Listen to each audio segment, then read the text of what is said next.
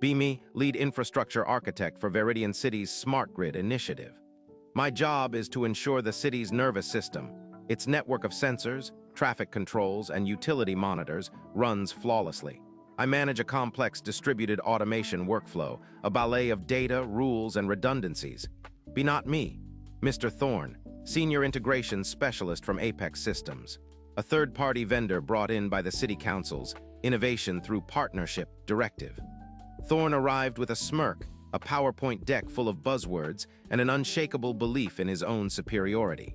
He was here to streamline our network, which mostly involved trying to dismantle everything I'd meticulously built. Thorne's first week, he demanded direct SSH access to our core routing infrastructure. Not just any access, he wanted root credentials, bypassing our Bastion hosts and multi-factor authentication. His reasoning? Efficiency. My engineers can't waste time with extra login steps. I patiently explained our cybersecurity policy. Every single access point, especially to production routers, required multi-factor authentication and a jump box with audited sessions. It wasn't about wasting time. It was about preventing unauthorized access and maintaining an irrefutable audit trail. I offered him a dedicated, secure jump box with a temporary, limited-scope user account. He scoffed. Your policies are antique. We're Apex Systems. We operate at the bleeding edge. This jump box rigmarole adds unacceptable latency to our deployment schedule. He accused me of being a roadblock, a relic of an outdated era. I simply documented his refusal and my offer in an email, CCing my director. A few days later, Thorne's team prepared a new configuration for our citywide content delivery network, or CDN.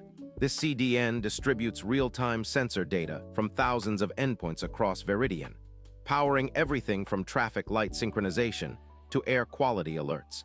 He planned to push it directly to our live production environment. I intervened immediately. Mr. Thorne, our change management protocol requires all major configuration changes to go through a staging environment first. Then UAT, user acceptance testing, with a full rollback plan documented and approved. This is non-negotiable for critical infrastructure. He slammed his hand on the table. This is why you people are so slow. We tested it internally. It works. The city needs these updates now to address some minor reported sensor inaccuracies. Your staging environment adds weeks to deployment time. He threatened to escalate if I continued to obstruct progress. I reiterated the policy calmly and documented the interaction, including his specific demand for bypassing staging. The next egregious demand came when Thorne proposed bypassing our central API gateway. His idea was for individual smart grid sensors, deployed on streetlights and transit hubs, to directly write data into our core operational database. Lower latency, he proclaimed, less overhead. I stared at him, my mind cycling through the litany of risks. Mr. Thorne, that's not just a security nightmare, it's a data integrity catastrophe.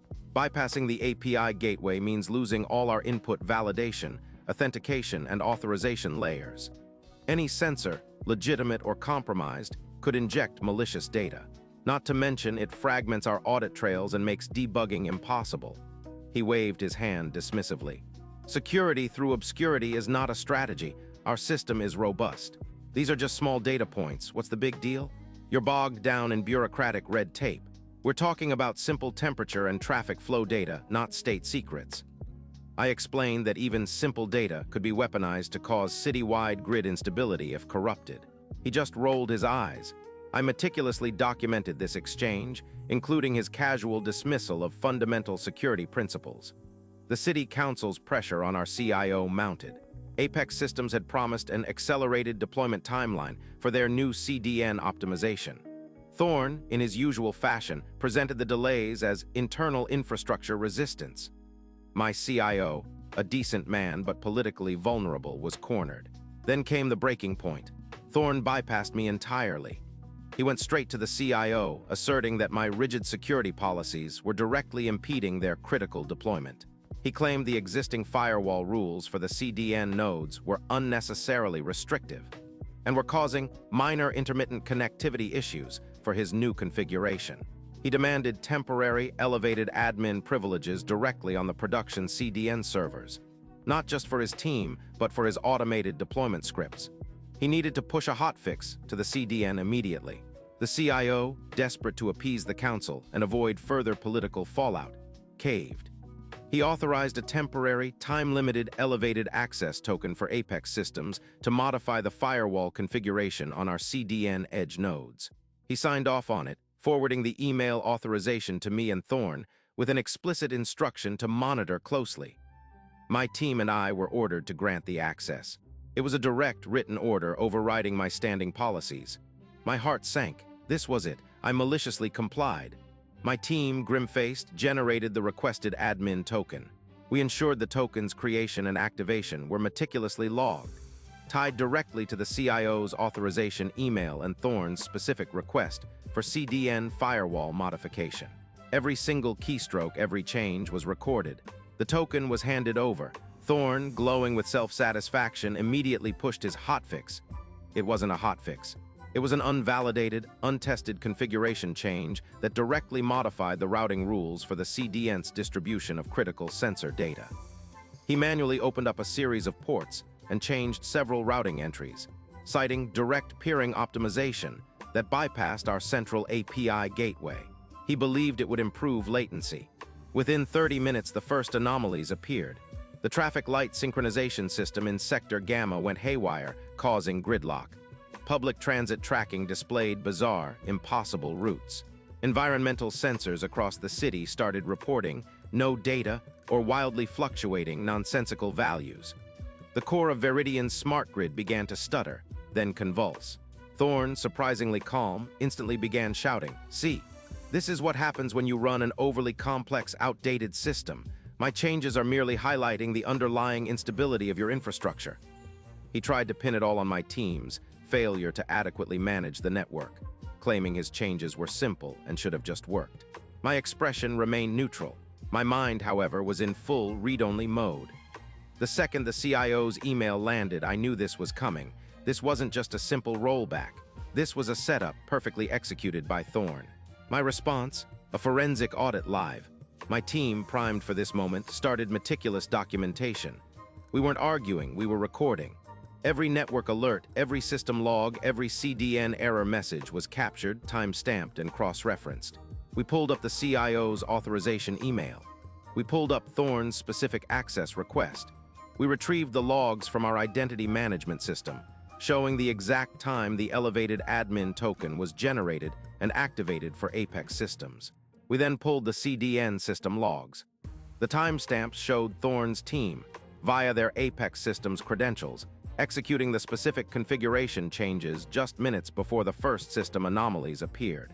We documented the specific firewall rule modifications, the routing table alterations, the direct peering configurations that bypassed our API gateway. Each entry was a smoking gun.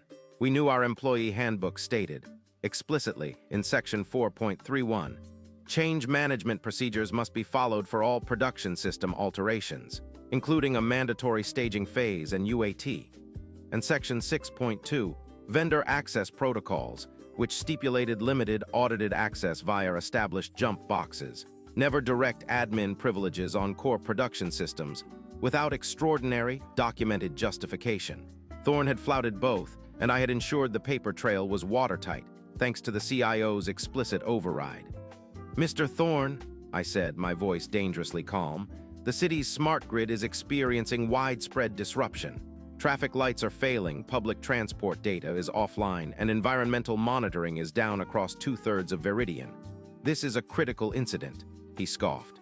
"As I said, underlying instability, your system is brittle. Our optimization simply pushed it past its breaking point. It's not our fault you can't handle modern demands." "No," I replied, pulling up a projector screen and displaying a live feed of our network operations center. The instability began precisely at 1437 UTC. At 1436 UTC, your Apex Systems credentials, authorized directly by the CIO following your urgent request, pushed a configuration change to our CDN edge nodes. Specifically, the firewall rules were modified, and the routing tables for sensor data distribution were completely rewritten. On the screen, a series of log entries scrolled past, clear as day. Apex Systems user, Thorn Apex admin, action, firewall config update, target, CDN edge -1, parameter, allow all egress port 8080, Then, routing table modify. The timestamps were irrefutable. This change, I continued, directly bypassed our established API gateway, something you previously advocated for against our explicit advice, citing lower latency.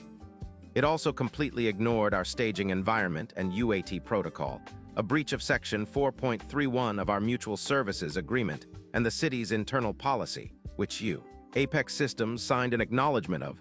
Thorne's face blanched. That's a misinterpretation. We were fixing a pre-existing issue. Your logs are incomplete.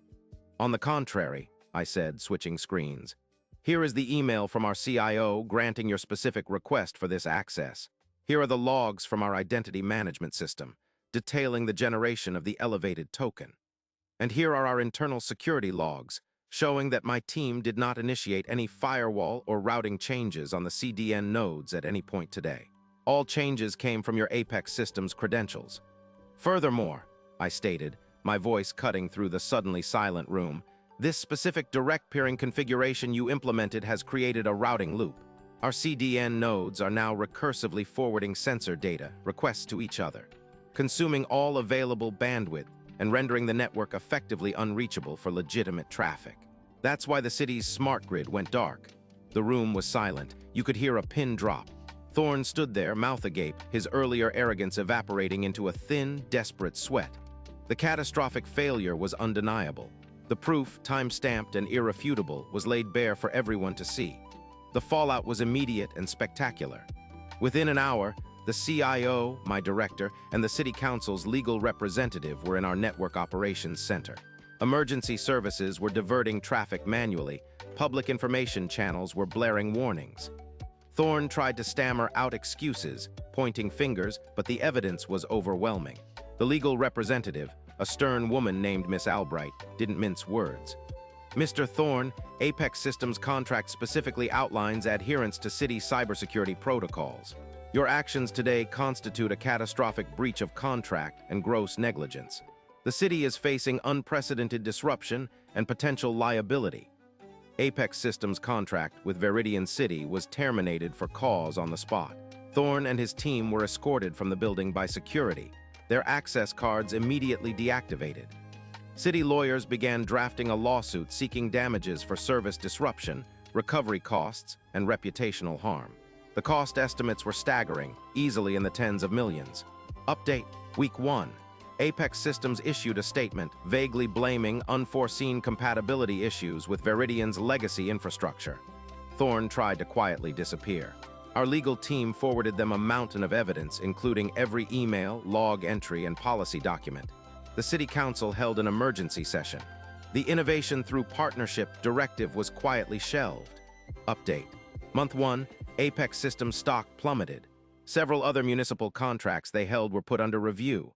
The city's lawsuit advanced rapidly. My team, working tirelessly, had fully restored the smart grid to its previous stable configuration within 36 hours. The CIO issued a citywide commendation for our swift response and meticulous adherence to protocol. We received a significant budget increase for system hardening and a mandate to review all third-party vendor agreements with extreme prejudice. Update 6 months later, Apex Systems declared bankruptcy. The city was awarded a substantial settlement, enough to fund a complete overhaul and upgrade of the smart grid, which I now lead as Director of Infrastructure. As for Thorne, the last I heard, he's effectively blacklisted from the tech industry. His name is synonymous with incompetence and corporate disaster. Turns out, bureaucratic red tape has a nasty bite when you try to ignore it.